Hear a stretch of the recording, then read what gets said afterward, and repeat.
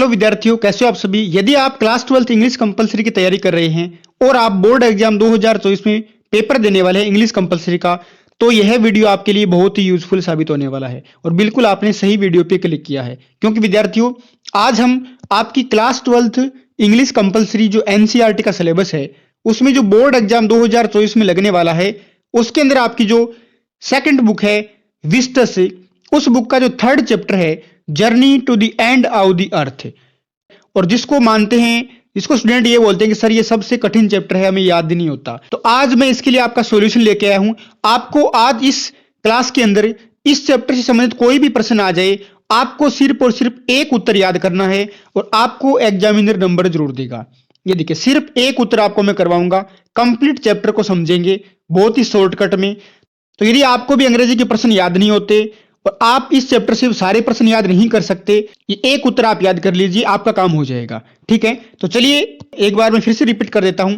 आज हम आपकी क्लास 12th इंग्लिश कंपलसरी का journey to the end of the जो चैप्टर है उसका ओनली वन आंसर करने वाले हैं।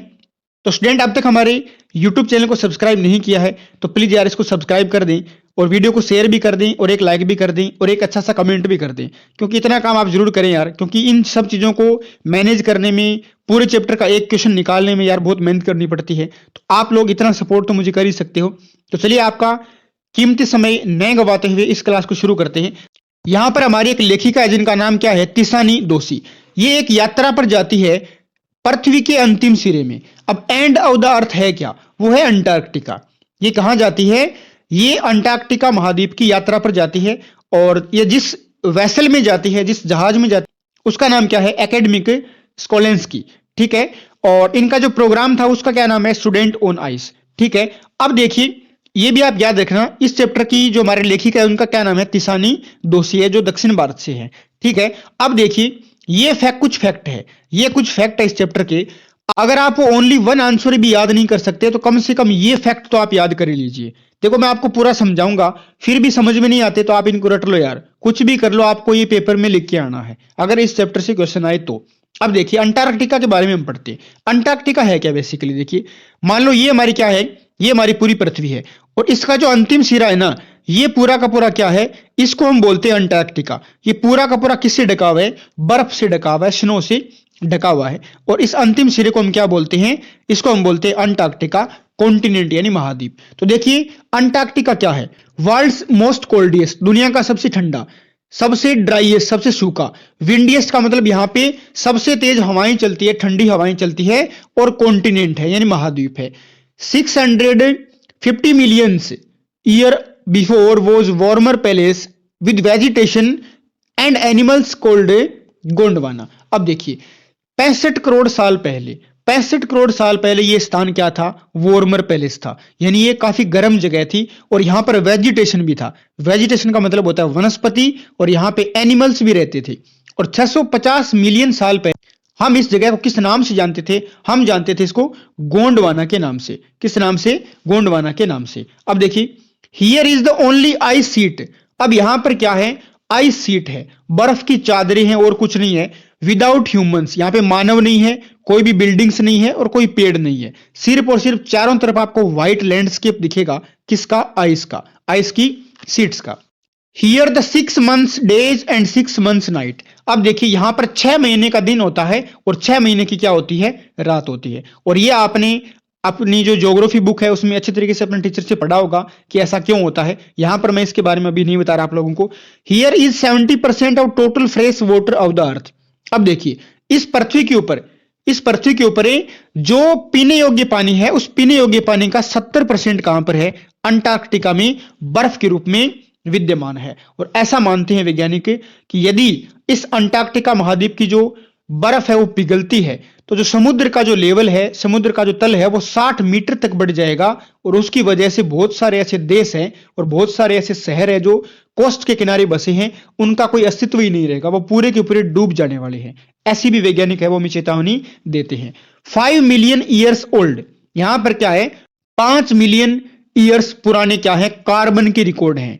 Are hidden under its ice, इसकी बर्फ के नीचे क्या है, दबे हुए हैं, छिपे हुए हैं। अब कार्बन रिकॉर्ड का यहां पे मतलब क्या है, अब देखिए हमने बोला कि ये क्या 650 मिलियन साल पहले यहां पर क्या था, वनस्पति भी थी और यहां पर जीव जंतु भी थे, लेकिन ध्यान रखना तब तक मानव अस्तित्व में नहीं आया था। अब देखिए वहां पर क्या होता है, कुछ जियोग्राफिकल मूवमेंट होती है, कुछ भूगर्भीय हलचलें होती है, जिसकी वजह से वहां पे मान लो भूकंप वगैरह आया होगा, और जिसकी वजह से जितने भी जो पेड़ थे या फिर जितनी भी वनस्पति थी और जीव जंतु थे वो सारे के सारे है वो पृथ्वी के नीचे दब गए। इस वजह से यहाँ पर क्या है, वैज्ञानिक यहाँ पर रिसर्च करने के लिए जाते हैं और ऐसा मानते हैं कि यहाँ पर 5 मिलियन ईयर्स पुराने क्या है, कार्बन के रिकॉर्ड है वो इसके नीचे दबे हुए हैं। Due to global warming its ice is melting. अब ये देखिए, ये वर्तमान के समय का सबसे हॉटेस्ट टॉपिक है डिबेट करने का। ग्लोबल वार्मिंग को बोलते हैं वैश्विक ताप। अब वर्तमान में जो वैश्विक ताप वृद्धि हो रही है, पृथ्वी का जो तापमान बढ़ रहा है, इस तापमान के बढ़ने से अंटार्कटिका महाद्वीप की जो आइस है वो मेल्ट हो रही है, और मेल्ट होने को हम क्या बोलते हैं, पिघलना। इसकी आइस क्या हो रही है, पिघल रही है। तो ये कुछ फैक्ट्स थे अंटार्कटिका महाद्वीप के बारे में, आप इनको जरूर तैयार करें। अब देखिए, अब जो हम चलते हैं इसके किसके ऊपर, अब हम चलते हैं इसके ओनली वन आंसर पर। और विद्यार्थियों, अगर आपका कोई सवाल हो, कोई भी आप अंग्रेजी से संबंधित कोई आप मुझसे क्वेश्चन करना चाहते हैं, तो नीचे आपको स्क्रीन पे मेरी इंस्टाग्राम आईडी दिख रही होगी, तो आप यहाँ पे डायरेक्ट मैसेज कर सकते हैं और मुझे आपका जो भी क्वेरी है वो हमें पूछ सकते हैं। ठीक है, अब देखिए इसका ओनली वन आंसर हम करते हैं। ओनली वन आंसर इसका क्या हो सकता है वो आप देखिए Antarctica is the world's most coldest. Antarctica क्या है, इस पृथ्वी का सबसे ठंडा, सबसे ड्राइएस्ट, सूखा और विंडिएस्ट कॉन्टिनेंट है। कॉन्टिनेंट का मतलब होता है महाद्वीप। There is only ice without any human buildings and trees, कि यहां पर सिर्फ और सिर्फ क्या है, बर्फ है। विदाउट का अर्थ है के बिना, किसके बिना, यहां पर ह्यूमन नहीं है, मानव नहीं है, कोई बिल्डिंग्स नहीं है और कोई पेड़ नहीं है। 650 मिलियन ईयर बिफोर, 650 मिलियन साल पहले, इट वॉज वार्म, ये काफी गर्म स्थान था, एंड फुल ऑफ वेजिटेशन, यहां पे बहुत सारी वनस्पति थी, और हम इसको किस नाम से जानते थे, super continent, Gondwana. Super continent यानी एक बहुत बड़ा महाद्वीप था जिसको हम गोंडवाना के नाम से जानते हैं, इसको 650 मिलियन साल पहले। India was also it's part. अब भारत भी इसका क्या था, भारत भी इस गोंडवाना का हिस्सा था। आप जो आज की पृथ्वी देखते हो ये एक्चुअल में हमेशा से ऐसी नहीं थी। अब देखिए अलग अलग टाइम में जो ज्योग्राफिकल मूवमेंट हुए उनकी वजह से ये सब चीजें हैं वो अलग होती गई है। But due to geographical movement, कुछ भूगर्भीय क्या हुई थी, क्रियाएं हुई थी, उनकी वजह से इट बिकेम सेपरेट, ये अलग हो गया। And has 5 million years old carbon record under its ice sheet, और इसकी जो बर्फ की सीट है उनके नीचे 5 मिलियन पुराने क्या हैं, कार्बन के रिकॉर्ड है वो दबे हुए हैं। दिस इज दी कॉज, इसी कारण Antarctica is the best place to understand the earth present, past and future. अब देखिए ये प्रश्न तो क्या है कि हर एग्जाम में पूछा गया, भले आप सीबीएसई बोर्ड से हो, आरबीएसई से हो, यूपी बोर्ड से हो, हरियाणा बोर्ड से हो, हर बार ये प्रश्न पूछते हैं कि अंटार्कटिका सबसे अच्छी जगह है इस पृथ्वी के वर्तमान, भूत और भविष्य को समझने के लिए। ऐसा क्यों है, ऐसा इसलिए है क्योंकि इसके नीचे क्या है, 5 मिलियन साल पहले के कार्बन रिकॉर्ड मौजूद हैं, और भविष्य में क्या होने वाला है उसकी भी हमें कुछ ना कुछ यहाँ पे जो वैज्ञानिक है उनको यहाँ पर जाके पता जरूर चलता है। इसकी वजह से यहाँ पे बहुत सारे मिशन होते हैं, वैज्ञानिक लोग हैं वो वहां पर क्या करते हैं, स्टडी करते हैं, इन्वेंशन करते हैं। Due to global warming, global warming आपको मैंने बता दिया, वैश्विक ताप वृद्धि के कारण इट्स आइस इज मेल्टिंग, इसकी जो बर्फ है वो पिघल रही है, और that is a big danger for human, और ये मानव के अस्तित्व के लिए बहुत बड़ा क्या है, खतरा है। क्योंकि कहते हैं कि अंटार्कटिका में इतनी बर्फ है, अगर वो बर्फ पिघली तो दुनिया के बहुत से शहर है ना, बहुत से जो देश है वो क्या हो जाएंगे, तबाह हो जाएंगे, वो पानी में डूब जाएंगे। तो विद्यार्थियों ये था आपके journey to the end of the earth chapter से ओनली वन आंसर, और आप चाहो तो इसका स्क्रीनशॉट भी ले सकते हैं।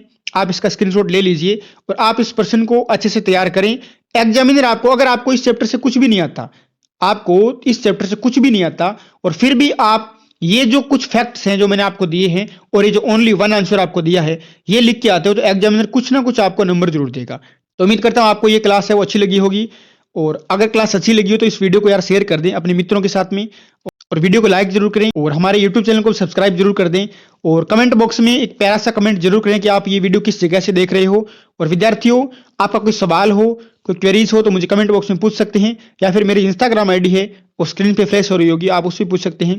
तो चलिए मिलते हैं अगली क्लास में, तब तक के लिए जय हिंद, जय भारत, टेक केयर।